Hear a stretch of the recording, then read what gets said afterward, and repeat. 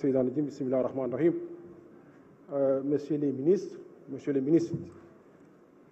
ak sa collaborateurs yëpp maa ngi leen di nuyu maa ngi ziar ñi fi teew ñëpp di nuyu ñëpp di nuyu honorable député yëpp dama bëggoon wax rek ci ñetti poñ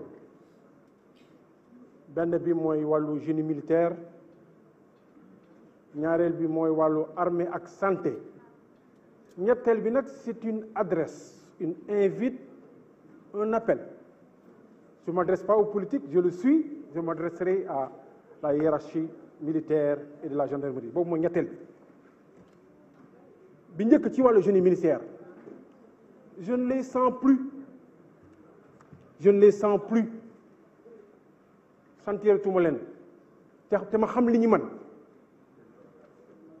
li ñuy wax ci piste rurale yëpp génie militaire mën na ko régler li ñuy wax rek ci hydraulique rurale yëpp génie militaire mën na ko régler li ñuy wax ci électrification rurale yëpp génie militaire mën na ko régler c'est vrai qu'ils organisent encore la Sainte-Barbe mais c'est pas suffisant on ne sent plus le génie militaire man noonu lay jànge concept armée nation lu bari génie militaire mën na ko def monsieur le ministre nañ dekkalaat génie militaire ba ñu xamoon gisatuñ ko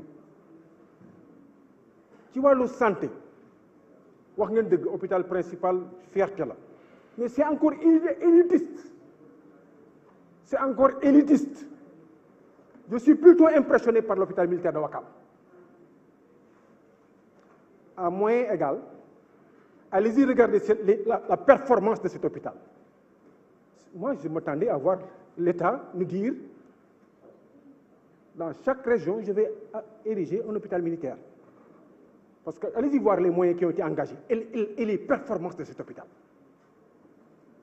Parce qu'au moins à ce niveau-là, je vois mal un officier ne pas répondre, ne pas aller rejoindre son poste.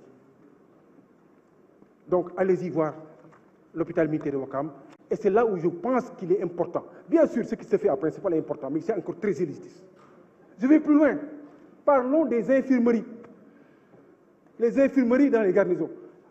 Tout le monde chante l'équité territoriale. Je pense même que c'est les infirmeries qui sont des instruments extraordinaires de cette équité territoriale. Parce qu'elles ne soignent pas uniquement les gens de la garnison ou du bataillon, mais elles soignent toutes les populations environnantes. Vous allez dans beaucoup de contrées très reculées. Les gens ne voient de la santé que ces infirmeries. Donc, il faut en faire un instrument et un instrument vigoureux. Maintenant, je termine par mon adresse. Suis-je autorisé à le faire? C'est une bonne question. Parce que je m'adresse quand même à la hiérarchie militaire, à la hiérarchie de la gendarmerie. Je pense, oui, je suis politique, je ne m'adresse pas aux ministres. Je suis politique comme eux. Mais je suis en partie de vous. Quand même, je suis un officier de réserve, même si je ne suis que lieutenant jusqu'à présent. Je suis breveté parachutiste, donc je connais l'armée. À 12 ans, je portais la tenue. J'ai défilé pendant 15 ans, j'étais à Polytechnique. J'ai appris à tirer. Donc, je pense être en partie de vous. Vous m'avez beaucoup appris. Mes chers hommes et femmes de la hiérarchie militaire et de la gendarmerie, il arrive un moment qui va être très, très crucial. C'est 2023. Deux Sénégal se feront face. Un Sénégal majoritaire qui fera tout pour s'opposer à ce projet funeste du troisième mandat. Et j'en fais partie. Et un autre Sénégal qui voudra remplir, même si c'est pour piétiner la Constitution. Mais des Sénégalais, de simples citoyens, seront diabolisés, vilipendés, parce qu'ils sont uniquement contre ce projet funeste du troisième mandat. Pape Alé Niang en fait partie. Je n'en parle pas de façon politique. Moi, comment je vais parler de Pape Alé Niang? Chers amis, c'est un soldat de la démocratie. Vous préservez l'intégrité de la nation, il préservait l'intégrité de la démocratie et de l'état de droit. Je l'ai connu il y a 20 ans. Quand je venais du Canada, j'avais une ambition pour ma ville.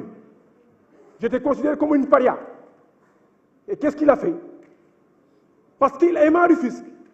Il m'a dit, Omar, ton projet pour Rufisque est ambitieux. Je voulais t'offrir les canaux. Je voulais t'offrir le canal de mon journal, le canal de mon émission pour que tu t'exprimes. Depuis lors, je ne l'ai vu s'engager que sur des combats pour préserver la démocratie. Depuis lors, je ne l'ai vu s'engager que sur les combats pour préserver l'état de droit. à cet homme-là, je témoigne mon estime, ma très grande considération, ma sympathie et mon admiration. Ces Sénégalais qui seront diabolisés en 2023, pour tous ces Sénégalais, ils sont fiers d'avoir une armée pareille. Ils sont fiers d'avoir une armée de professionnels. Ils sont fiers d'avoir une armée qui a une posture républicaine. Ils sont fiers d'avoir une armée qui est chantée à l'échelle mondiale. Ils sont fiers d'avoir une armée dont les qualités humaines sont extraordinaires. Je peux en parler moi. Quand j'ai été élu maire, s'il y a 100 autorités qui m'ont félicité, la moitié, ils viennent de l'armée.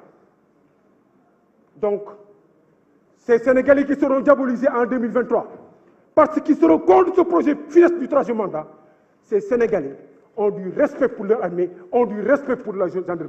Souvenez-en, c'est extrêmement important. Il se peut que j'en fasse partie parce que j'en ferai partie. Et moi, l'armée m'a tout donné. Et j'imagine que beaucoup de personnes ici, l'armée leur a tout donné, même indirectement. C'est pourquoi je voudrais, c'est une invite, c'est un appel, mais je vous prie de garder un repérage que quand cette situation se présentera, les camps qui se feront face, c'est tous des fils de ce pays. Et ceux qui seront diabolisés, c'est d'authentiques Sénégalais. C'est des gens qui veulent tout faire pour que l'intégrité de la Constitution soit préservée. C'est des gens qui veulent tout faire pour que l'intégrité de la démocratie soit préservée. Parce qu'un pays peut s'écrouler si sa démocratie n'est pas respectée. Un pays peut être dans l'insécurité si son état de droit ne s'est pas respecté. Un pays peut s'écrouler si sa constitution ne soit pas respectée. Voilà la dernière invite que je fais à nos vaillants militaires. Je le fais respectueusement. Je ne sais pas si... La parole est à notre collègue Samba Dang.